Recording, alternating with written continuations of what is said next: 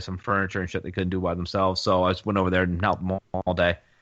And his wife comes in the room and we're just talking. She's like one of those big, like holistic spiritual type people. Ugh. And she made a comment where she showed me these pictures where quote unquote scientists were taking droplets of water and then freezing it, but then they would say things to it. Like they would say something positive, something nice to it, and then take a picture of whatever formed. And they were showing that when you say positive things, it produces these beautiful snowflake-like things. If you say something like mean or angry, then it produces a very ugly thing where it's just like a blob sort of thing. Oh, I want And to she goes, punch and that this guy's is balls so badly. well, here's the best. So then she goes, well, it's the same. She goes, and this is the same thing. She goes, there's also a study done where they were playing it to like heavy metal music, and every time they played heavy metal, it always produced this really ugly thing. But when they played country, they always produce these beautiful little snowflakes. And I'm like, well, yeah, I said, because all country sounds the exact fucking same. There's no difference between any of it. Now, let me tell you one thing about country. She goes, what? And I go, if I were to ever commit mass fucking murder, I'd be playing country in my ears to keep me inspired to keep killing.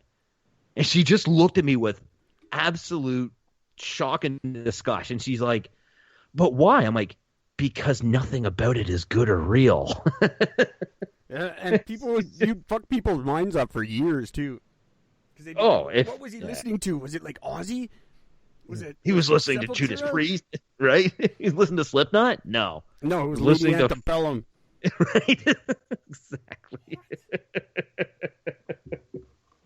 It was that weird sort of rock album that Garth Brooks tried to do under a weird fake identity. Oh, the fuck! That was. I can't remember what the fuck that was called, but man, that went over Chris real Gaines, bad. everybody remembers. Chris Gaines, that's it.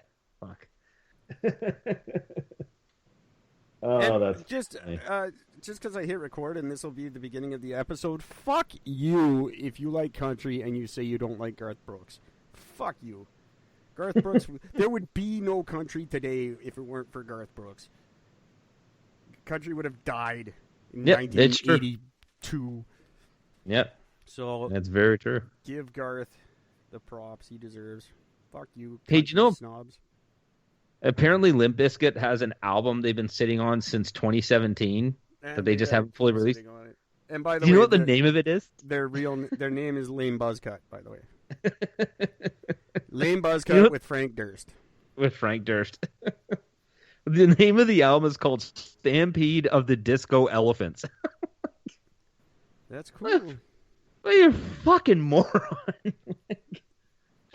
God damn it. Like, I get it. Like, there's so many albums out there. It's difficult to come up with something original, but Stampede of the Disco Elephants? Really? I don't like when... Like, if you're going to be a joke, be a joke. If you're Weird Al, be Weird Al. If you're not, be fucking serious. I don't like when you blur those lines. I know that's such a stupid thing, but, like, you can't be funny and serious. Like, you can't be Weird Al one day and Linkin Park the next. That's what fucking Puddle of Mud tried to do. Yeah. You caught that clip of him singing the Nirvana tune, right? And the fucking Offspring tried to do that. Like, you can't be like serious and a joke. It just doesn't work. Ask Ugly Kid Joe how that works. I feel so bad for that. I love that band. Ugly Kid Joe, they were the fucking best. I saw them live in Kamloops and they were amazing. Do you want to know how I know they're so cool? Because the drummer is Godsmack's drummer. Oh, really? Little thing you didn't know. That's right. Fuck, I love the like band incest. The 6 degrees of separation in bands. It's fucking crazy. Yeah, I had no idea. I've been a fan of fucking Godsmack for like years. Like, it was like 4 albums deep into the band, and then all of a sudden they said, "Oh, we're about to go on tour, but we're gonna postpone that for a year because the drummer, I can't think of his name right now. He has to." He's doing a relative short tour with his original band, Ugly Kid Joe. I'm like, shut the fuck up. That's fucking dope. A, they're playing again, and B, what the fuck? He's their drummer? And then sure enough, you go back and check one of the videos, like, oh my god, it's him. See, they came out, I don't even know them that much, because they came out in this time where, just this weird time where all these great bands came out, and I didn't give any of them the fucking time of day. Sort of post Slipknot, but kind of at the same time. Yeah. And I never gave Slipknot. I was just like, nope, don't like those guys. And they're fucking awesome. I'm an idiot. But I still freak out because I heard Slipknot came home. I think I came home fucking drunk from the bar one night and I just flipped on Much Music, and then the song Wait and Bleed came on. And I'm like, fuck, I really like this. This is really different. And the guy's got the mask and the jumpsuits, kind of looks dumb, but it sounded really chaotic, and I thought it was really a neat thing to do. So I went out and I bought the album. And then, when the first song comes on, dun dun dun dun dun dun dun dun dun dun, kick up the bass. I'm just like, these guys are way fucking heavier than I expected. Yeah, because Wait and Bleed's not that heavy. Stone Sour is fucking dope too. Yeah, I'm a very big fan of Stone Sour. That was Stone Sour. You know what's funny about that band was that he was in that band before Slipknot, Corey Taylor. Yeah. And Corey Taylor got contacted by Slipknot, and he met them, played like a couple of rehearsals with them, and then he went back to Stone Sour, and he's like, "Look, guys, I hate to do this, but I gotta leave the band. I gotta join this other band. These guys are gonna go places, and I will be able, once we become like established, I'm gonna come back and get you guys, and we're gonna fucking bring back Stone Sour, and then we're gonna come back and be fucking huge because I'm gonna have this band behind me." And the band basically agreed. So they put Stone Sour on hold. They didn't bring in a new singer or anything else. They just sort of put it on hold, and Corey Taylor kept to his word. Once Slipknot came out with their second album, he brought back Stone Sour. That's why Chester Bennington and Stone Temple Pilots didn't work out, because he did the opposite. And he fucking kicked ass with Stone Temple Pilots. But he was like, yeah, Linkin Park's my thing, guys, so I'll fit you in when I can.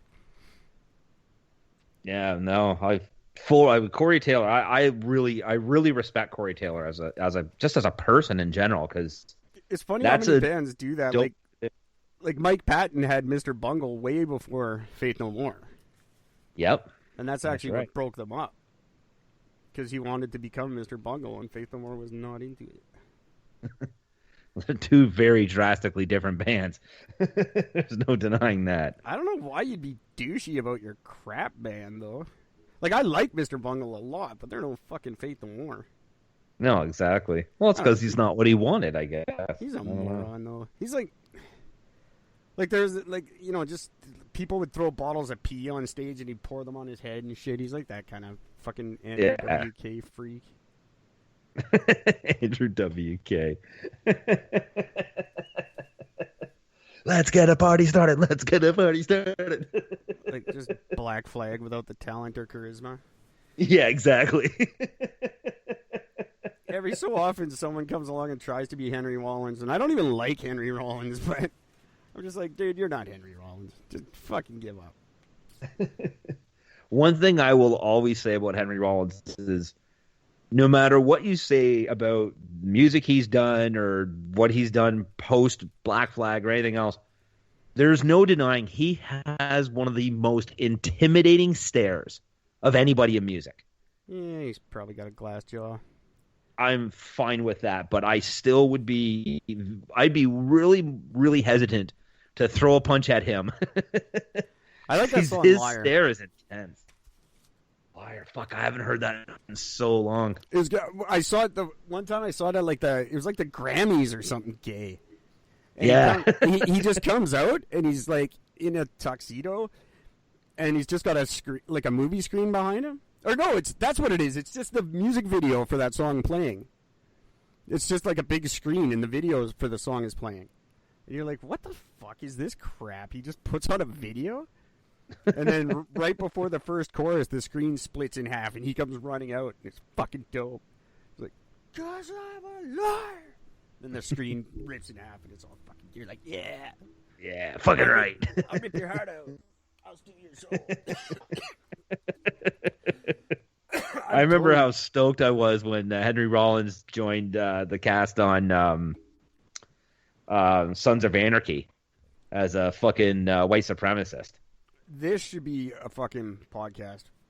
Why isn't it? Sit around and watch old music videos and just fucking Beavis and Butthead it out. Oh, dude, I know every music video out there. I've seen them all. You're talking to a guy who lived on Much Music. So. It was funny. I used to play this game where I'd go on YouTube and I'd like pick out old videos, and and make fun of them like shit that I used to like. Yeah. And with the Young Guns 2, Blaze of Glory, Yeah. You can't. You put it on and you're like all pumped to make fun of it. This is gonna be so gay, and it's still super awesome. And it's still every time you see Emilio Estevez, you're just like, fuck yeah. I was just talking about that movie yesterday. That's so funny. Fucking, I have a special place in my heart for Bon Jovi, just because Slippery When Wet was the first album I ever bought with my own money. Oh, was it really? Yeah, I was like 8. Shit. But Razor's Edge by AC/DC was mine. Oh fuck yeah, buddy!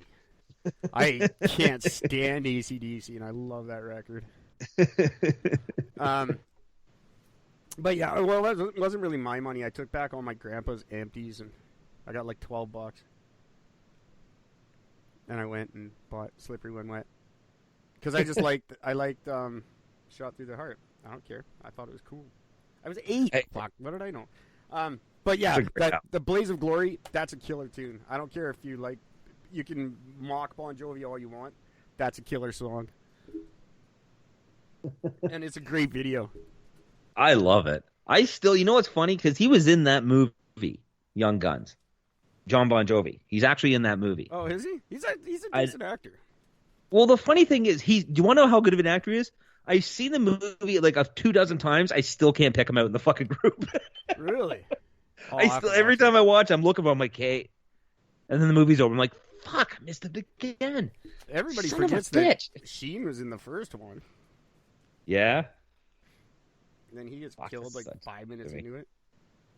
it's such a good movie. I really liked It's great. Like, they're both really, really good.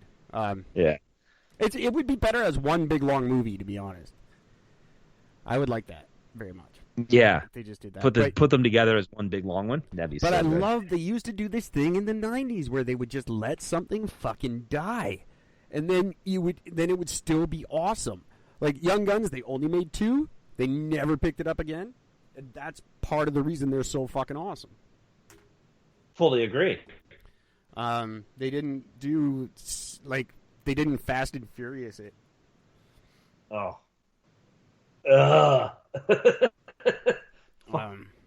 Fast and Furious. There's just too many. Well, now they always do it. They got like Toy Story 5 coming out, and fucking just let it go. Yeah. There's like, what, 5 Ice Age movies? Yeah, why? The first one kicked ass because Dennis Leary is fucking awesome. Second one was gay because they brought in the love interest. That just ruined it. I didn't hate the second one. The third one I didn't like. Yeah. I was little, I mean, it's about what I expected, but it was just, I don't know. I was just kind of like, nah. Here's a recipe to get me to not want to watch your movie. There's a lot of things you can do, but one of them, every time, works without fail, is stick fucking Queen Latifah in it. If you're ever like, how would we make it so Eric never wants to see this shit? Stick Queen Latifah anywhere. Doesn't matter. That's all you got to do. That is a good way to me. Just like, that's an easy out for me. That's always one of my questions with a movie. Does it have Queen Latifah? I'm out. Like going to the drive-in with your buddies the other day. Hey, we're going to the drive-in. Will Queen Latifah be involved in any fashion? You guys have a wonderful evening. I'm not going. And then they did one with Eugene Levy is like right up there. He's not quite Queen Latifah, but he's almost. And they did a Eugene Levy and Queen Latifah movie. I think it was just to ruin movies for me forever.